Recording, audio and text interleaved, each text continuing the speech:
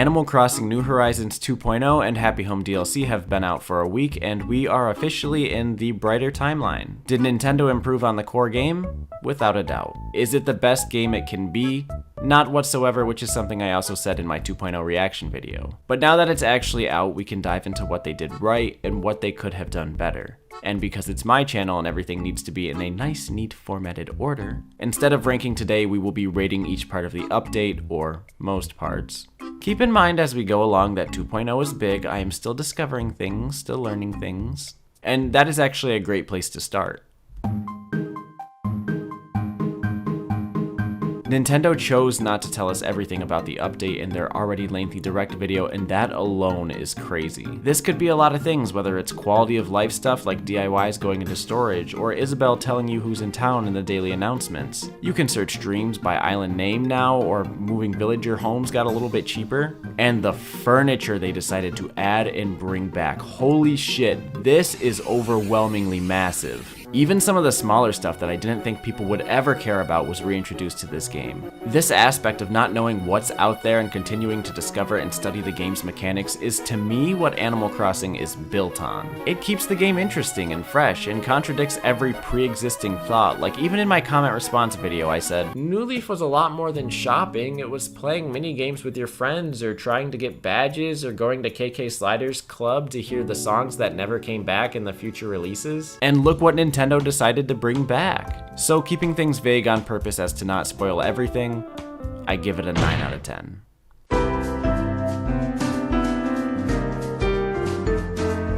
The villagers are mostly the same, there's some new ones, and that's always a welcome upgrade. Villagers can come over now, finally adding to the degree of interactivity, and it doesn't stop there. They will play cards with you, comment on your furniture, help themselves to your furniture, and ask to be taken on a tour of your house. The last one is kind of funny because if they don't ask, then they just loiter in the front room breathing your air. I'm more glad than not that this is making a return, but I'm starting to hit a point where they're becoming intrusive and annoying. I wish there were a way to just keep them out. They come over even late at night. 6 out of 10. Cool the first few times and cool when they ask in advance.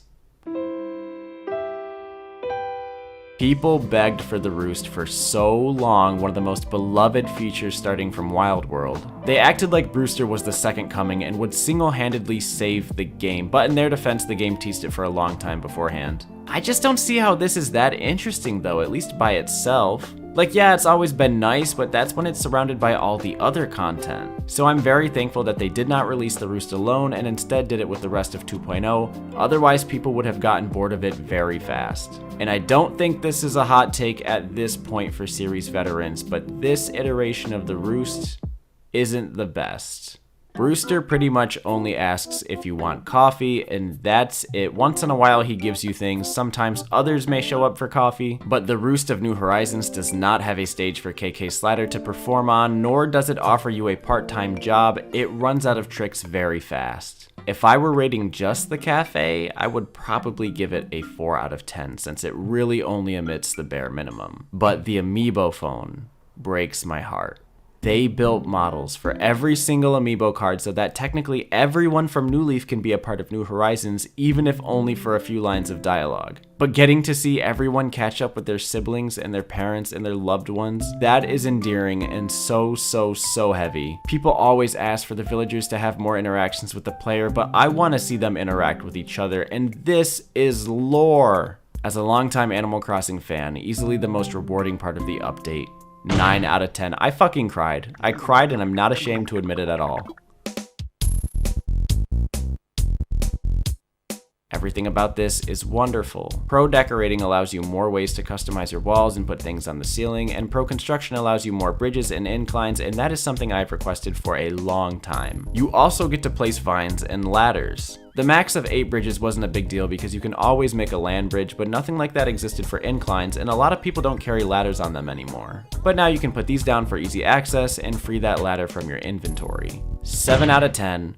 Please just let me move this one building. This segment was added in after I was done. I forgot to talk about Cap'n and the new islands. Well, I thought he was initially canceled. It's nice to see Cap'n make an appearance again, doing what he's always done, singing on a boat. The mystery islands offer a lot of things out of season that you cannot obtain assuming you don't time travel, also rare materials and money. Obviously, and this has been said a lot, it's sad that he doesn't take you to an island with mini games, but think of this boat tour less as a New Leaf equivalent and more so a GameCube with Hermit Island. To me, the only glaring missed opportunity is that villagers don't appear on these islands, as it could be a much cheaper way to hunt and get more out of the journey. 7 out of 10. Now back to our program.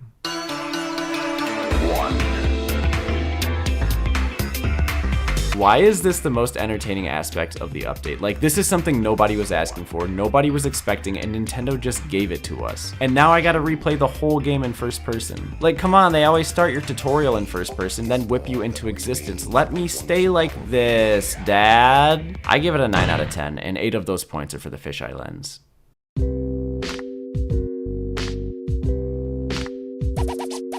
New KK songs are okay, only like 4 or so of them really stuck with me, but then they also have the music box versions and the DJ versions back from New Leaf, so that's cool. I did a whole video on this already, so I'll keep it light here. 7 out of 10.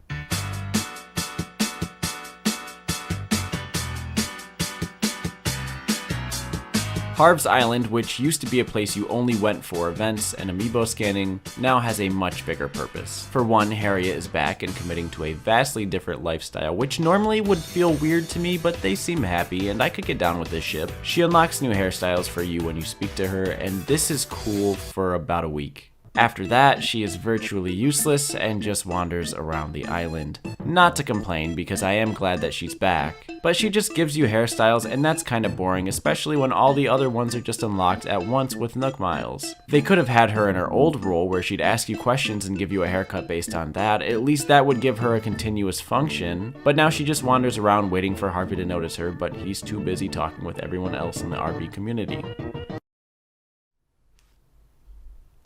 Damn, them kids would be cute.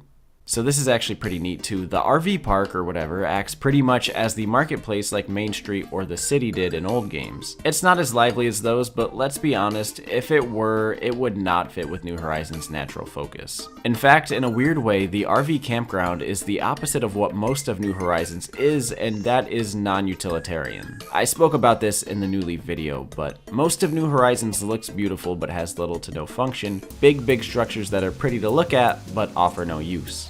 Whereas the campground is just a bunch of people standing outside their RVs and not necessarily decorated. But you can still do so much here. Should you ever get tired of waiting for a special visitor to show up, they're always here. That includes Leaf, Red, Sahara, and they brought back some people from the grave, huh?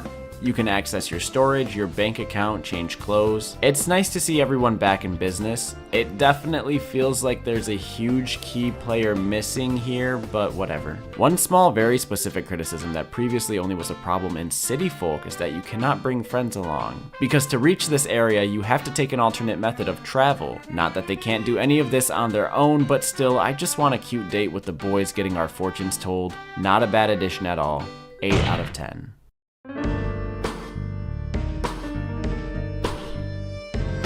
This was a must-have from New Leaf, and I'm very glad they finally brought it over because now I can extend the shop's hours until later and I don't have to panic about making it there before 9 o'clock. 26 out of 10.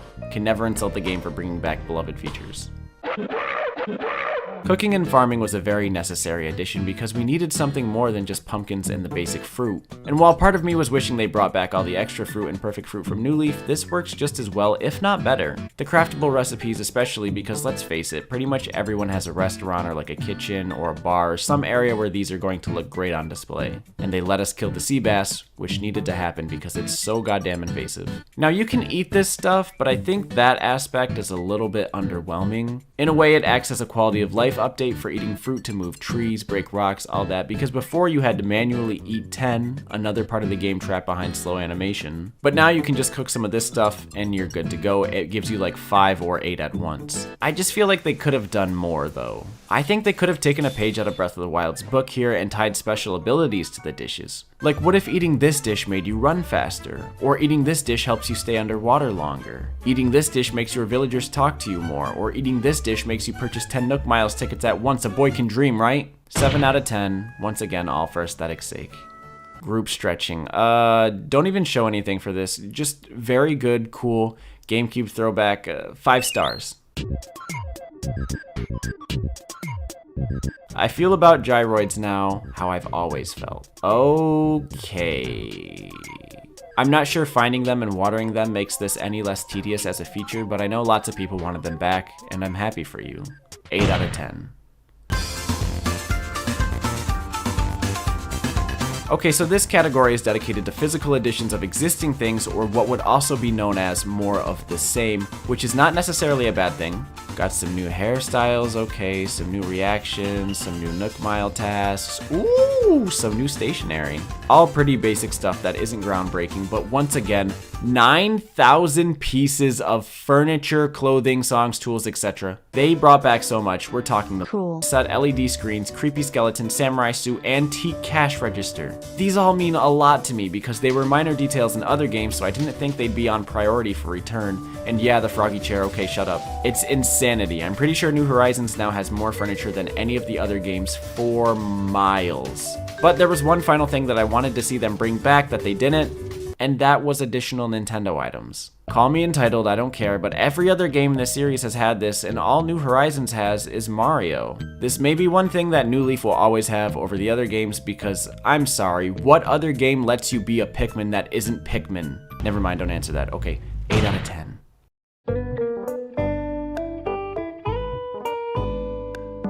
So the Happy Home DLC is easily the biggest part of all of this, which is why it's paid DLC, but it's a whole separate thing. It's very in-depth and absolutely worth it. If you are into this sort of thing, let me put a fat asterisk on that. If you like Happy Home Designer on 3DS, or if you enjoyed the designing aspect of New Horizons, then go for it. What I have discovered in my time with Happy Home Paradise is that I am not one of those people. I can't even design my own house, and I'm very weird with these types of things and tend to take them in an unorthodox direction. My front room used to just be a bunch of TVs in space. Is there a metaphorical commentary? Perhaps, but it doesn't really string together in a visually appealing way. So then why am I playing the DLC? Because I'm playing Ocarina of Time. And because there are things in the main game you can only get from doing the DLC, which requires me to kind of slog my way through it. This is another thing that I spoke about in my 2.0 video. I literally want close to nothing to do with this, but I want lights, and I want partitions, and I want funny furniture. The good part though is that you can kind of just BS the hell out of it. The details aren't really moderated, or maybe they are, I don't know. I've just only gotten partitioning, so I'm like 8 stages in. For example, this frog here asked for a green room, and I don't know what that is. I googled it, and I still don't know what it is. So I made this, and she was happy. And that is just the tip of the iceberg. You pretty much only have to use the items that are necessary to get a passing score. Now, if you are into this, if you do enjoy it, then good for you, and I hope you are having as much fun with it as you possibly can. But I can only wonder whether or not this scale of judgment is pleasing for you people who are invested. The game doesn't seem to reward you for being any better at design than me, who put clocks everywhere, or maybe it does and I'm just too bad at the game to ever witness it.